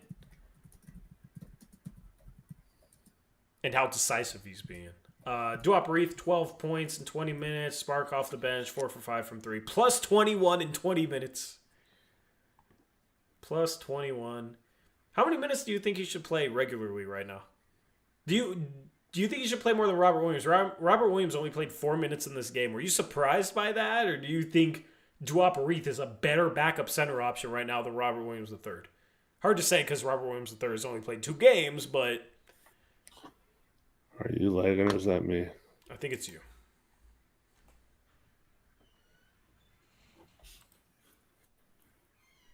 I think it is you.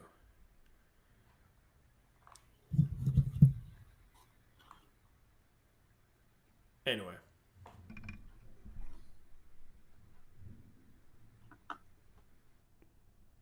Chat, is that Eric? I think it's Eric. I think it's Eric. All right, player of the game poll. I assume I'm good. Yeah, it's Eric. Got you. Okay. Eric also needs a new computer.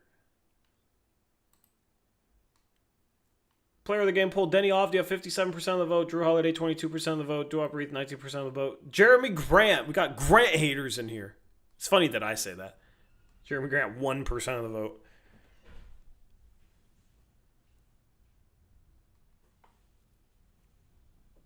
They're going to have to do something with DC. He's not active enough. Everyone scores on him. Everyone scores on him is false. Blanket statements normally is not going to be the best analysis. He can't score. Okay. How do you have 7 points if he can't score? If we gotta stop being so. Since we gotta stop with the sensationalism. I don't think he makes it as a starter. He's very slow with bad hands. He's blocked multiple 3-point jump shots on the perimeter in the past week, I believe. So, if we got a first-round pick for Grant, would you trade him? I mean, I don't think we're getting a first-round pick for Grant. And with where this team's trying to go right now, I'd rather just wait and see how good this team is before, selling him for something that's not available. I would just, that's why the trade deadline's 2/3 of the season. Like, let's see what we have first.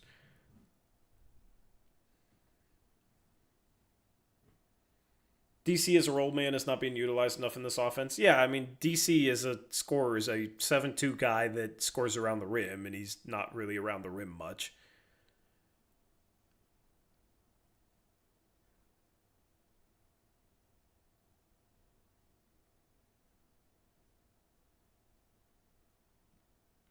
All right. Is Eric back? Yes, he is. Okay. All right. Wait, let me unmute him. All right. You good? You lagged out. Yeah, I don't know. I don't even have any tabs open other than Cloudcam and YouTube. So my question that I posed to you was, do you think Duop Reith should play ahead of Robert Williams III right now? Well, I mean, if Rob Will's only going to play a few minutes a game, I don't see why you can't play both. But yeah, but like, do you think, because Robert Williams played 4 minutes, Duop Reith played 20, do you think Duop Reith should be ahead of him in the rotation? I mean, obviously we need the shooting from Reith, but I do think overall he's been generally good in his minutes outside of tonight. So, yeah. That 3 shot, Rob shot off the corner of the backboard, man. It was not pretty. It was not pretty at all. No. That was a disgusting stretch of basketball, too. A really, really disgusting stretch of basketball.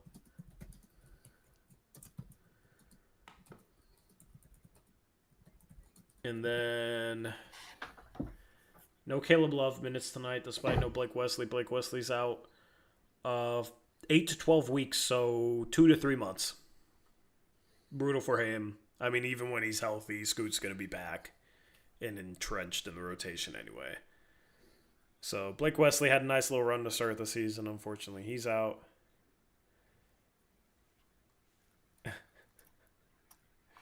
Oh, who do we need to... Somebody's trolling you effectively. Love it. Chris Murray today. 0 for 2 from the field. Didn't score in 18 minutes. What'd you think of him? I mean, he was okay, but didn't really have a huge impact in this game. I mean, he had some good defensive moments, but overall, there was that one play, like, for all his defensive good moments, he has that. He has that one where he got a foul or something, and then he fouled in the corner, like on a 3-point shot or something. I forgot what it wasn't on a three, but it was Like on like a handoff. he just like Yeah. ran into the guy or whatever. Like, yeah. So, it's just he's fine. He's been fine this year. I'm not gonna say anything negative about him. He's been at least been playable at times. I mean, if he could ever shoot a three, it's fine. And that's the problem. It's like Chris is like, we need that role, that person. We don't necessarily need another person who does the same things as some of our other players on the defensive end. We need someone who can come in and hit some shots from the outside. And that's why, like we've been talking about, I'd maybe give Dwop some of those minutes, but he's been fine. Like I don't think he's like hurt us or anything in any of these games. I'll say, yeah, he's been much better this year than last year, but I still feel like once we get around to the trade deadline, if this team's competitive and he's still regularly playing, that's going to be a rotation spot that we look at and it's like, okay, let's upgrade that rotation spot with somebody that can score. And if there's something out there for that, it's going to be hard to pass that up. But I don't know. I don't know how he factors into rotation if like Matisse is healthy and Scoot is healthy. I mean, it feels like he's going to play a little bit, and they're playing a ton of players. I don't see that changing at all. Yeah, how many minutes a game is it though? I don't know.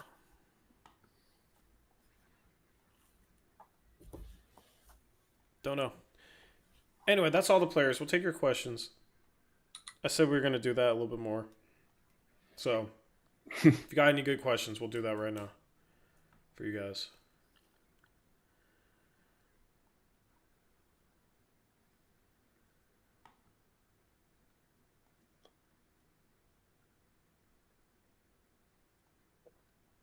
No pressure, though. No pressure. No Tiago interview? Oh, we'll play the Tiago interview. That's what we'll do. We'll play Tiago's interview. And then, if there's any good questions during this interview, we can answer them.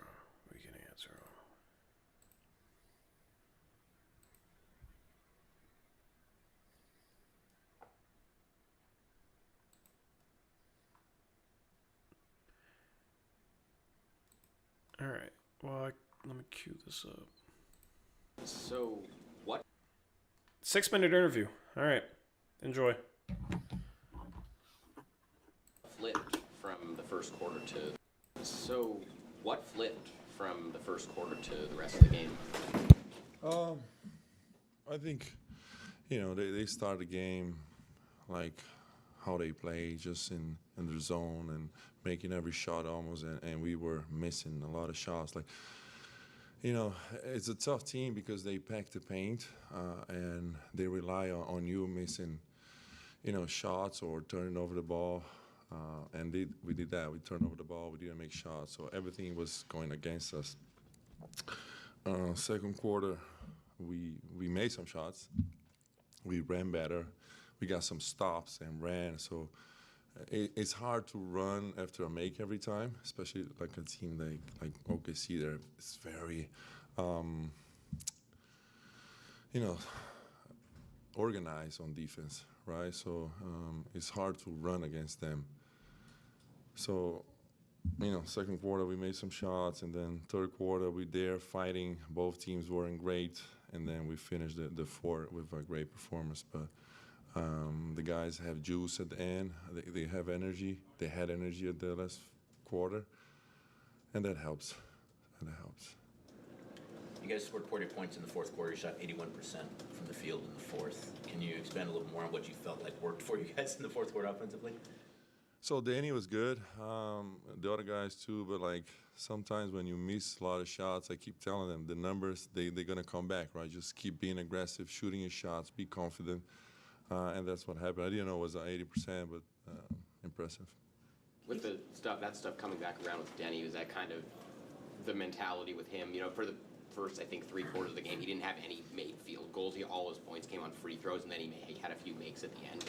Yeah, I mean, it's not just Danny, but like a lot of guys contribute to this win. You know, like Drew was big time. Tumani made some big shots. Wop in the second quarter, Wop Breathe was amazing with 3 threes and just being solid on defense. Yeah. Can you just speak to Danny a little bit more, though? It seemed like when he started 0 of 11, he was still really impacting the game. How was he able to be so effective without scoring? Yeah, I mean, he's a driver. He wants to get to the rim. That's not a secret. So he got a lot of free throws. We try to space the court in a way that he can find those, angles to attack the rim because that's his forte, right? Like that's what he likes to do, to drive, and he just sometimes put the head down and try to get to the rim. How would you describe Drew's impact, not only tonight, but maybe just overall this season? It's just great to have a leader there that is, is smart and just knows the game and know what's going on. And sometimes, he even, no, coach, let's do this. I'm like, fine. If you feel like, let's do it. So he's a guy that have a lot of experience, and it's great for this guy. It's just his voice, his leadership is awesome. What do you say about what Watt gave you tonight? Struggling offensively early. How did he help the offense and kind of get a flow? Yeah, it's just like when you have a 5 that that can shoot the ball, it just opens up everything, right? Instead of like everybody in the paint packed like that. So when you have a 5 like WAP, or when we play as Tumani as a 5, it's kind of like the same thing, right? Like we trying to get some space in the paint because they just shrink and it's hard to get to the rim. What is your next plan for the Jan Hansen? I don't know. I think I understand there's a lot of expectations. For now, he's gonna keep working out, getting better, getting in NBA shape with speed and all that. He's doing that. He's working out every day very hard. Some days he's going to the G League, getting up and down. We just gotta be patient with him. And right now, I don't want to put him there in the fire, and it's just gotta be careful there.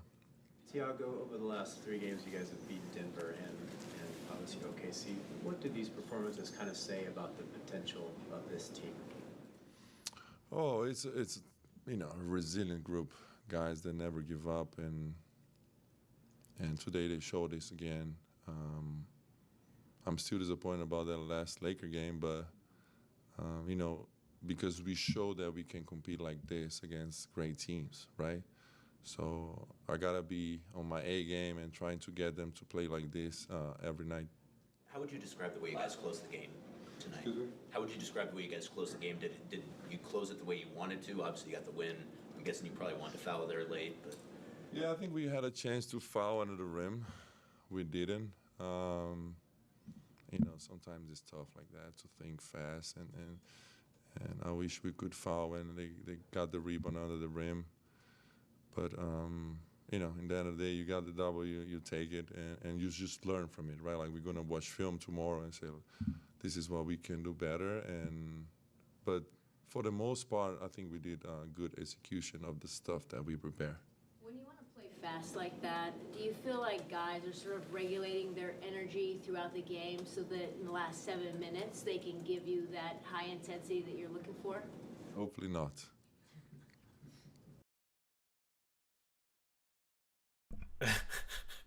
That was Tiago Splitter. Yeah, hopefully we're not conserving energy all game. But it looked like it in the first quarter, so I guess that's a valid question because we did not come out with any energy. Did you have any thoughts on anything he had to say, Eric?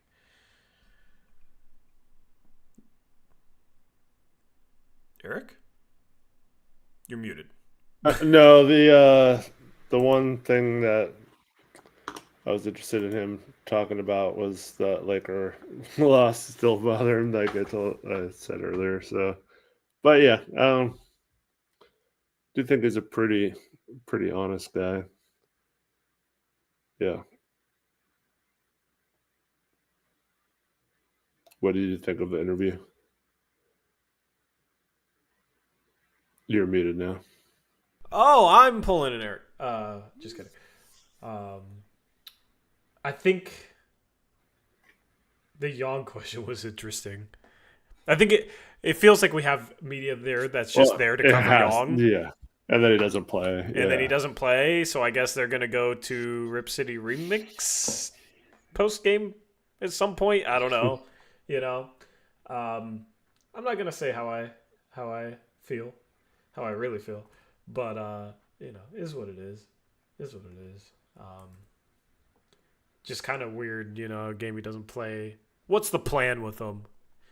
I mean, I think it's a valid question. It's a valid question. It's just kind of a weird place to be asking it, I think. I think, before a game or if there's an off-day interview or whatever, like right after a game is kind of strange to me, but maybe that's just me.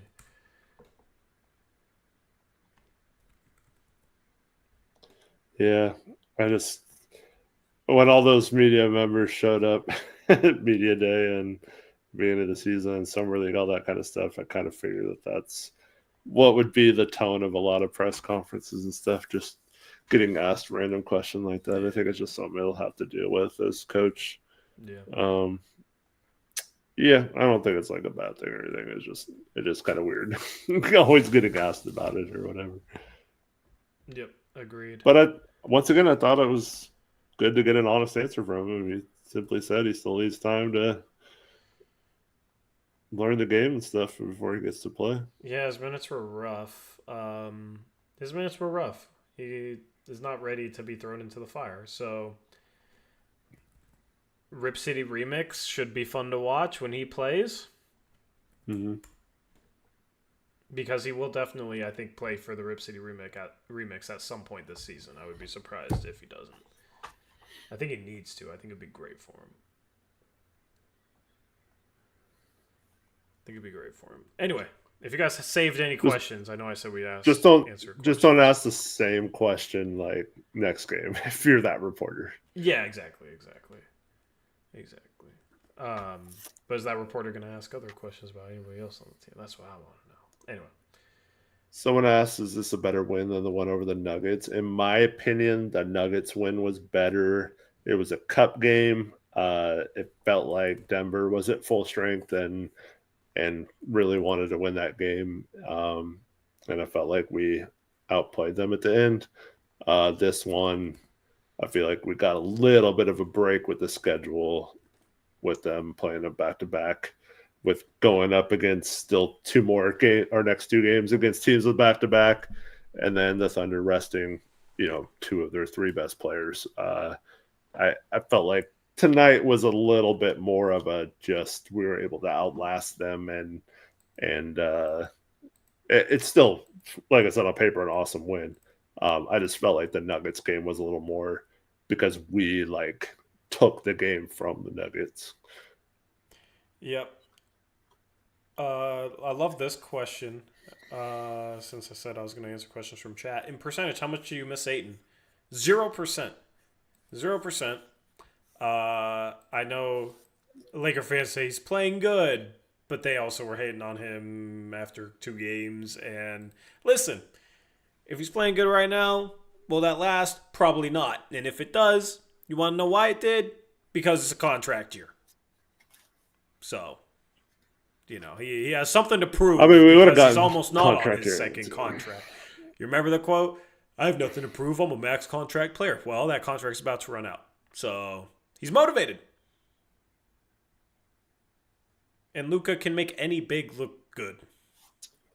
I mean, Ayton came in here and had a great game on Monday. Was one of the reasons why we lost that game. So that sucks. But other than that, yeah, he's one of those guys who, might have some good games during the regular season and help you win, but I have no confidence once games start to matter. And yes, I know he was on a finals team.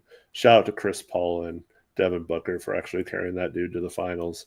But I have no confidence that in a key situation he's going to be out there making the right decision or like making a key rebound or something in a clutch situation. I would hate to like have my whole season come down to whether or not Ayton makes a play at the end. I'd much rather have guys that you can depend on most games. Yep. Kevin McDonald in the chat. What's up? Kevin says I haven't kept up in a few years. How's the cup work? So there's 3 pools in each conference, 3 5-team pools. Each team plays against each other, so each team plays 4 games. The team with the best record advances to the final 8. And then out of the 3 pools in each conference, the best second place team in terms of record, and then the tiebreaker is point differential, also makes it to the final 8. So you have 3 pool winners and then one team that's the best second place team of the 3 pools. And then with the final 8, that's a bracket, so goes from 8 to 4 to 2. So it's single elimination bracket. And that's generally, not even generally, that's how it works. Generally, there's not expectations for the Blazers to actually win a pool. This year, they're better, but they play in the group of death. So Denver, San Antonio, Golden State, and what was the other team? The Lakers. Yeah. Right? Yeah, so that's was it the Lakers? It was Golden State, San Antonio, Denver, and I thought it was a team better than the Lakers. The Lakers are 7-2. Maybe not standings wise, but who is the other team, chat? Houston, that's right. Houston, yeah. Yeah. So they want to know though. So if they win their next game, maybe we have a chance at it. But it's going to be tough because that's a very tough group. With that being said, let's take a look at our next 3 games. Our next 3 games. On the 8th, Saturday at 5 p.m. Pacific, the Blazers take on the Heat on the road. They begin a Eastern Conference trip, or it's not even much of an Eastern Conference trip. Only 2 games against Eastern Conference teams there. But if you hate pick and roll, this is the game for you. The Blazers and the Heat, 2 of the bottom 3 teams in setting ball screens in the league. They both run similar systems. They both brought in assistant coaches that were with Memphis last year that ran similar offenses to what the Heat and Blazers are doing right now. So that'll be an interesting game, I think, for that reason. You got Bam Adebayo, who, at least before tonight, was leading the league for centers in 3-point shots made. I didn't realize he was shooting the 3 ball that well. So I'll have a preview for that game in a video coming up either Thursday or Friday. What's funny about that is he's been someone who Heat fans have always been like, why don't you shoot more? And he never would shoot more, and now he's just letting it fly. Letting it fly. Also has a poster on Wemby this year. He's having an impressive season. He's averaging 22 a game. That'll be a tough matchup for Klingon. And then the Blazers on Monday take on the Magic, who have been struggling a little bit this year, playing below expectations. You recently had Desmond Bane get really pissed at Okongwu for some reason and throw him to the floor and spike the ball off him. So, that's how things are going there in Orlando. The new logo I like now, though. The new logo, it's grown on me a lot. I'm a fan. And then on Wednesday, the Blazers take on the Pelicans. But who knows if Zion will be there, because Zion is out 7 to 10 days. 7 to 10 days. Today was a Wednesday. So that's right at the start of the window where he might be able to return. But with Zion, he probably won't. So hopefully the Blazers can get some luck there. The Pelicans have been really, really bad this season. That's your next 3 games. Let's take a look around the NBA. These are the 10 scores from tonight outside of the Blazers game. You have the Pistons beat the Jazz. The Pistons have started hot this season. They win by a final score of 114 to 103. They move to 6-2 on the season. For the Pistons, 22 points and 22 boards from Jalen Duren, who's having a terrific year. Cade Cunningham had 31 points, 10 assists. The Jazz, it was recently announced that Walker Kessler is undergoing season-ending shoulder surgery, which is a shame because he was playing great basketball to start this year for the Utah Jazz. But the Utah Jazz just they can't get any luck, man. They are perpetually cursed as they start 3-5. The Cavs beat the Sixers. Both teams now 5-3 on the year. The Cavs led by 46 points from Donovan Mitchell. In the loss, the Sixers got 27 from Quentin Grimes and Tyrese Maxey. They were without Joel Embiid once again for this game, starting Adem Bona in his place. VJ Edgecombe, who started hot, struggled in this one, 7 points, 3 for 14 from the field. Our guy Jabari Walker still getting the start over there in Philadelphia, but only playing 8 minutes. The Nets get their first win of the season, beating the Pacers. Both of these teams now 1-7 on the year. This was a tank race game in November as Michael Porter Jr., 32 points, 11 rebounds for the Nets. They got 18 from Claxton, 17 from Clowney, 16 off the bench from Tyrese Martin, who's playing some solid basketball for them. For the Pacers, Siakam is giving his best effort. He's been playing good basketball all season long, 23 points, 10 assists. But the Pacers are going to be looking at ping pong balls at the end of the year. The Celtics beat the Wizards 136-107, 4-5 on the year for Boston as they take care of the Wizards. Jaylen Brown has looked very good as a number one option without Jason Tatum. He was terrific once again tonight. 35 points, 13 for 21 from the field in the win. Anthony Simons off the bench in 30 minutes. 18 points, 2 assists, 7 for 16 from the field, 4 for 10 from 3 for the former Blazer. The Wizards led by Alex Sarr, who's having a sophomore breakout. He's been playing terrific basketball. 31 points, 8 rebounds, a couple of assists, 12 for 20 from the field for the second-year French big. The Knicks beat the Timberwolves 137-114. The Knicks now 5-3. They've looked much better their past couple of games after starting the season. A little bit slow. The Timberwolves right now look pretty rough. 25 points from OG Anunoby. In the loss, Anthony Edwards only 15 points for the Timberwolves. Julius Randle's had some good games recently. He had 32. The Rockets beat the Grizzlies 124-109, 5-2 now are the Rockets after starting 0-2, so they've won 5 in a row. Amen Thompson, 28 points, 10 boards, 7 assists. The vibes are bad in Memphis. That's one of the teams that the Portland Trailblazers should hopefully be able to remain above because you had the John Morant suspension. They're just kind of going through the motions right now. I've seen multiple people that cover the NBA call them out for how bad the vibes are there. Jaren Jackson Jr., 2 for 6 from the field, only 9 points in 29 minutes. John Morant, 17 points, 34 minutes. He was 6 for 19. Cedric Coward is the one good thing that they have right now. I had to name drop him at one point in the stream, but he struggled tonight, 2 for 10 from the field. The Grizzlies supposedly, though, don't want to rebuild. They view John Morant and Jaren Jackson Jr. as a contention-worthy duo to lead their team to not contention because I don't think they're going to see that anytime soon. The Pelicans win their second game of the year. They moved to 2-6. Same record as the Dallas Mavericks. 101-99 win over the Mavs. The Mavs having a very slow start without Kyrie. Anthony Davis has been a little banged up to start the year, but when is he not? And the Pelicans, without Zion, get the job done. Their leading scorer today, Eric, did you see who their leading scorer was? What team are you talking about? The Pelicans. Pelicans? Yeah, it was Sadiq Bey. Sadiq Bey. Back off injury, 22 points, 9 rebounds for him. He replaces Zion and leads them to a victory. For the Mavs, 20 points from Cooper Flagg, 9 boards, 2 assists for the rookie. The Nuggets beat the Heat 122-112 to move to 5-2 on the season. Nikola Jokic had a fantastic game.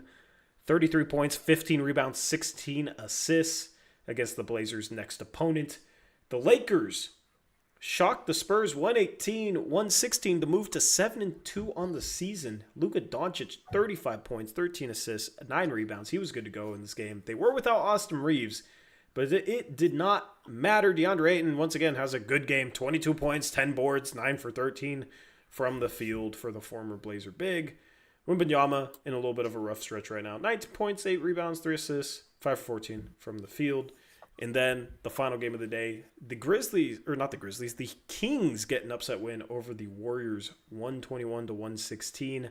Russell Westbrook turned back the clock, had a triple-double, 23 points, 16 boards, 10 assists, was 3 for 4 from 3. So maybe it wasn't turning back the clock because he never was a good shooter, but tonight he was. as they surprised the Warriors. The Warriors, though, were without Jimmy Butler, were without Stephen Curry. Got 28 points and 4 blocks from Moses Moody to lead the way.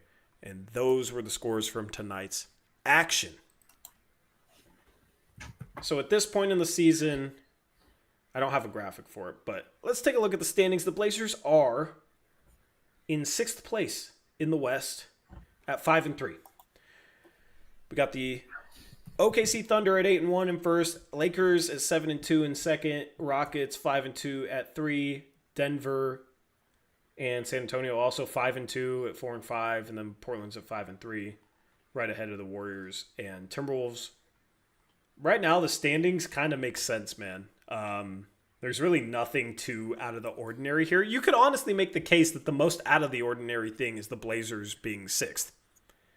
Because every one of those other teams are teams we expect to be good this year. The bottom 5, the Kings, Jazz, Grizzlies, Pelicans, Mavericks, are pretty clearly bottom 5 teams. And then you got the Suns there as well at 3-5. So can Portland, I think the question is, can Portland remain above like the Timberwolves, the Clippers, and the Warriors, or can they remain competitive with those teams record-wise over the course of the season, which would put them in play for a 6th seed?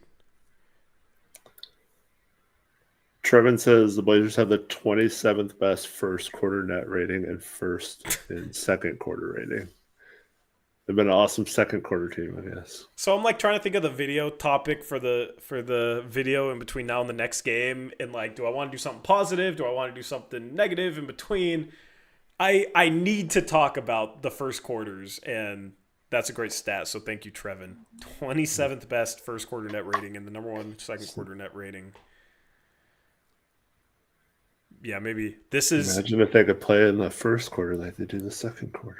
This is so important for the Portland Trail Blazers. There you go. And the important thing is to fix the freaking first quarter. All right, I got my title. Because my goodness, was that such a thing tonight, too. Adam Smith was asking about if we have timelines on Thibault and Wesley. Thibault, they said, reevaluated in 4 to 6 weeks. Wesley is going to be out 8 to 12 weeks. So 2 to 3 months. Yeah. Hopefully Scoot's back before Christmas. I need Scoot back, man. I need Scoot back. See, here's the thing. If Scoot was healthy and we were talking about, like, maybe it would be better for Sharp to come off the bench a bit, but we like Grant off the bench because he's playing really well. Well, if Scoot was healthy, there's your starter then. And then Scoot can finally start.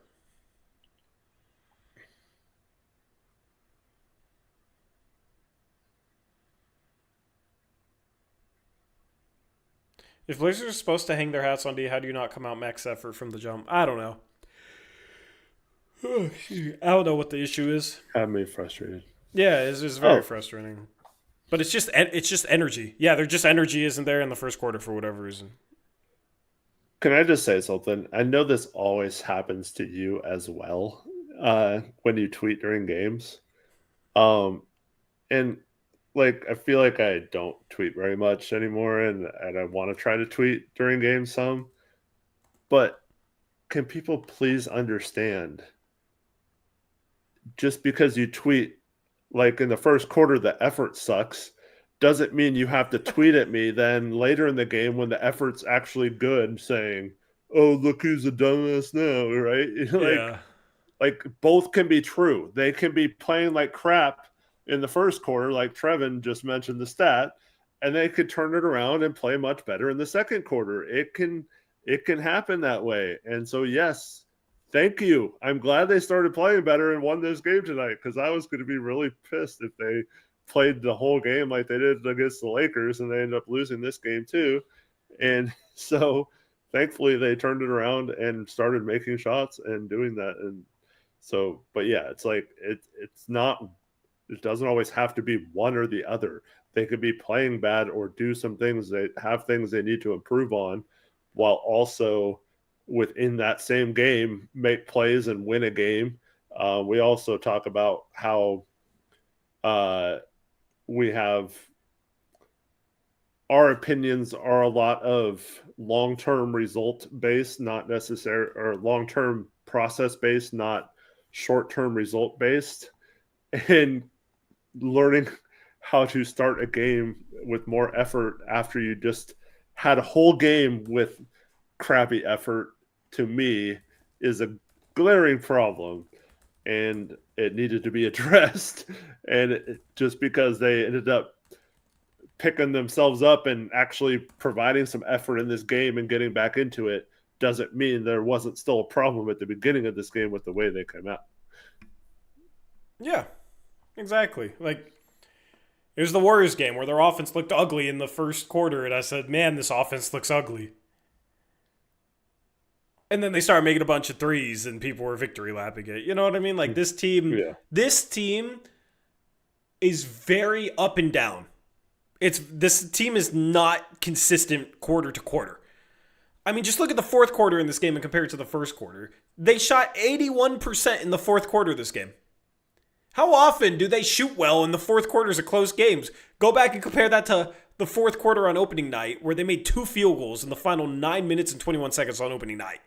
You know?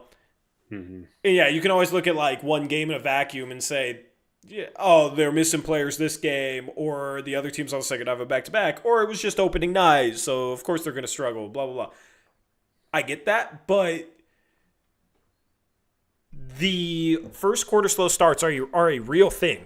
They're a very real thing. It's a very real trend. They're 5-3, and they're the fourth worst team in the first quarter by net rating this season. But they're 6th in the West. So, obviously, there's some struggles there. Anyway.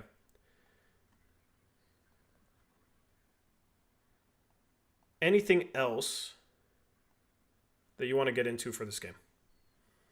No, I just want to say I appreciate everyone for watching, and hope you have a good night. Our next game did you say Saturday? Yep, Saturday. Saturday, yep. Editor says Eric speaking like a true coach. Yeah, that's how I approach it. Like I'm always thinking of ways they can get better. Oh, did we thank donations? Oh, we completely forgot. I apologize. I don't know how many of these people are still here, but shout out to Moshman, new channel member. Thank you, Moshman. Shout out to Jacob, please cook. I'm sorry this took so long to read your donation. It says, let's talk about challenging a clear Grant hook. Like, oh yeah, that was a bad challenge. Absolutely. We didn't talk about that, but yeah, Tiago's had some bad challenges so far. Yeah, he's struggling to figure that out a little bit. And then shout out to Muvsy. He says OKC just got mogged with a 14 Canadian dollar donation. Thank you, Muvsy. And then HWU 103 $2 donation says worry about Shea's minutes. I mean, it's just because of the calf issue. So maybe worry about the calf issue, yeah. Yeah, I'm worried about him being on a minutes restriction, I guess. But yeah, hopefully it's something that will stop doing soon. Hopefully that calf clears up and it's not a problem. Yep. Anyway, before we get out of here, shout out to Sleeper. Use code Uprise. You'll get a free $20 entry and a 100% deposit match up to $100. You can have some fun with the NBA right now or the NFL. But they also have like CS2, which is like a gaming thing. They have a few different sports on there. You have to go check it out for yourself. But we'll be back with a video between now and the next game, as well as the next post-game show on Saturday after the Blazers take on the Heat, start off an Eastern Conference road trip. It would be nice to be 6-3. Hopefully we can talk about a team that's 6-3 on Saturday. Anything else, Eric? No, have a good night, everyone. Appreciate you all. Yep, thank you for tuning in and watching the post-game show. The Blazers win. They complete a 22-point comeback, biggest comeback since 2022, to finally beat the OKC Thunder, who they had lost their prior 16 games to, as they get some clutch play and win 121-119. We're out of here. Have a good rest of your night. Until next time, as always, peace out. Go Blazers.